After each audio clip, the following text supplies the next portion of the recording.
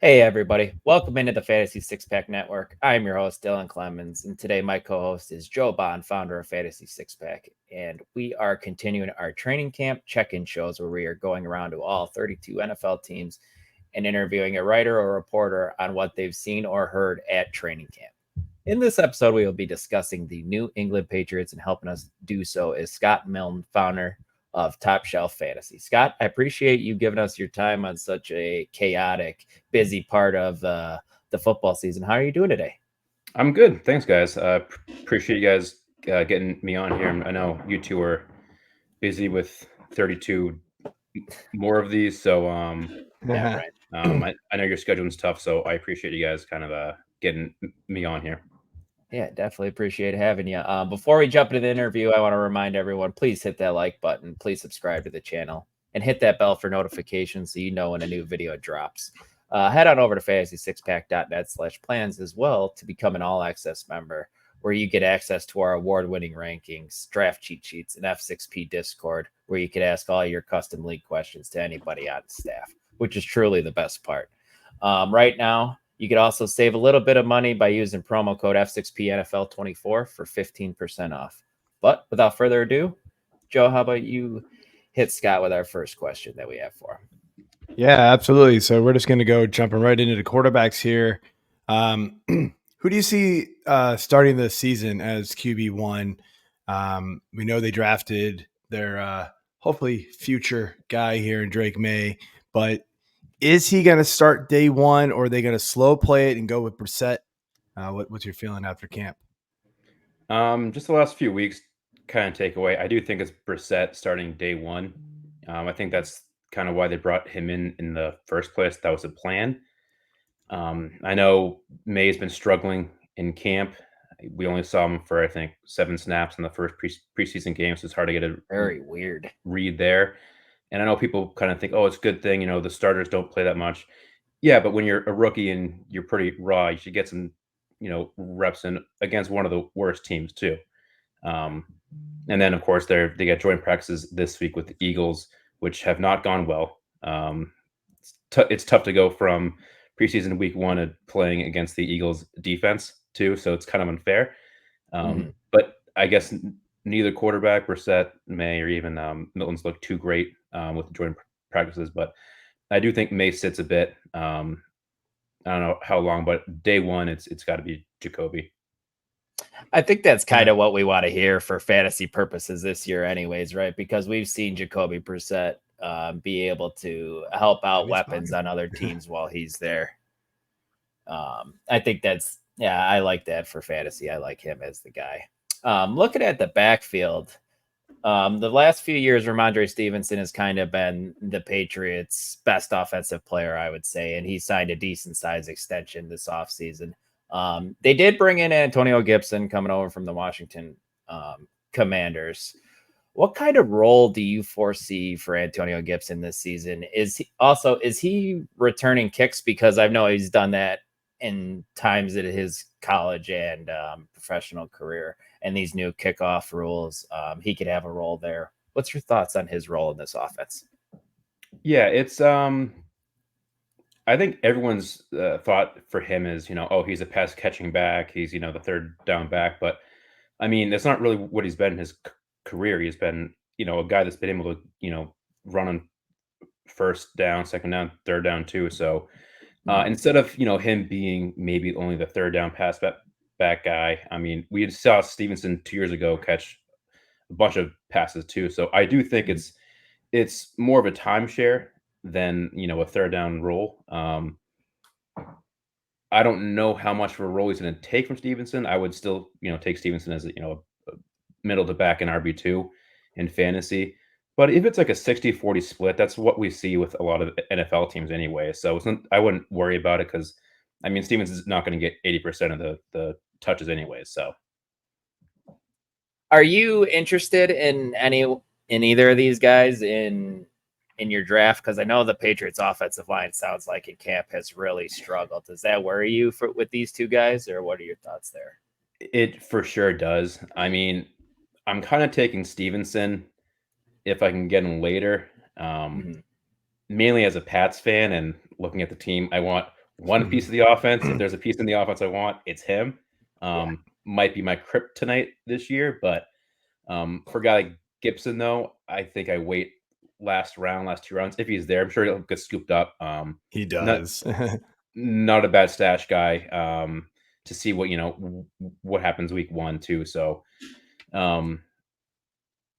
big money league, I probably stay away from both of them.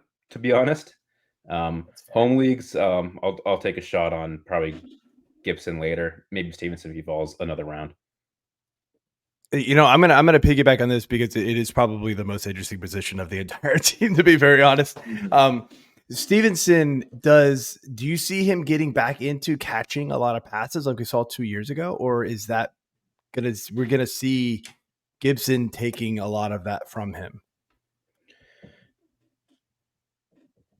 I don't think it's going to be the same as 2 years ago. I think he'll get more than we saw last year. I know last year he kind of threw out. It was a disaster anyways. But I mean, he got a lot of work in the pass game 2 years ago, but a lot of that were cheap check downs, like 1 or 2 yards. So I mean, it's not like he's like a top 5 pass catching back in the league. So yeah, I do think Antonio Gibson does take away from that. And I mean, they signed a guy for a 2-year deal, so they're not just gonna just get him in there to take a breather for Stevenson. So I do think he takes some stuff away.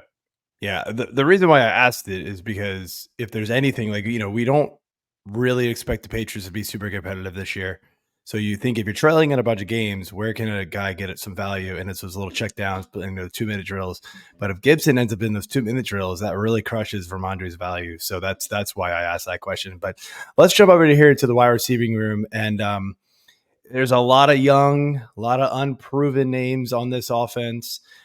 Kendrick Bourne's probably the best one of the bunch, but of course he's going to start the season on the PUP list. Where is this, receiving core looking like, week 1 here, and anybody worth, paying attention to for our sake of football here? Yeah, this one's tough because I mean we're talking about probably the worst receiving core in the NFL too. So I mean it got a little easier this past week with the Juju being cut. I think that kind of opens up some more paths for these young guys. But like what you said, Bourne, I think if he's on the PUP right now, he'd be probably the guy I'd target anyways. We saw it last year. He goes later, a free agent pickup, and had great weeks until he got hurt. Yeah. So with him in the PUP, and also him, the Ayuk offer, he was part of it. So he's always a guy that they can trade too. So with that, I would probably draft Polk out of all of them. I know their ADPs. I think it's Polk's ADP is wide receiver 73. Douglas is wide receiver 74. Javon Baker's wide receiver 83. So they're all right around that same. And that's one of those like.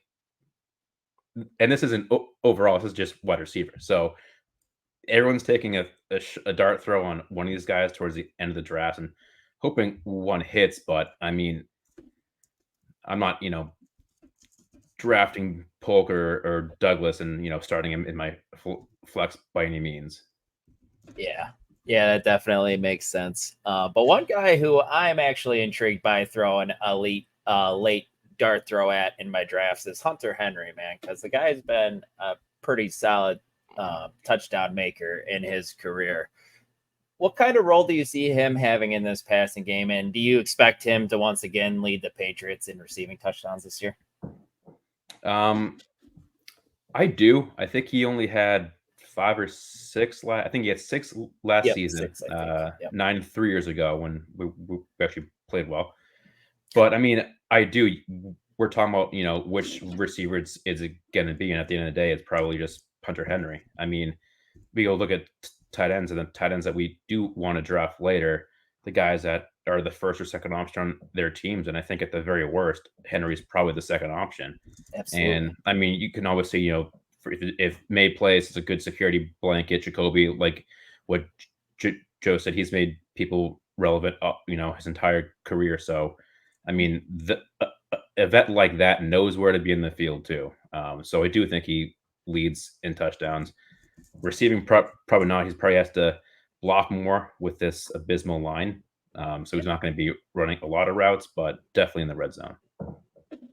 Yeah, I like that. He's one of the last guys who I'm like, if I wait on tight ends in my drafts and I land on Hunter Henry, I'm not completely upset about it. So I'm definitely okay with rostering him heading into draft season. Yep.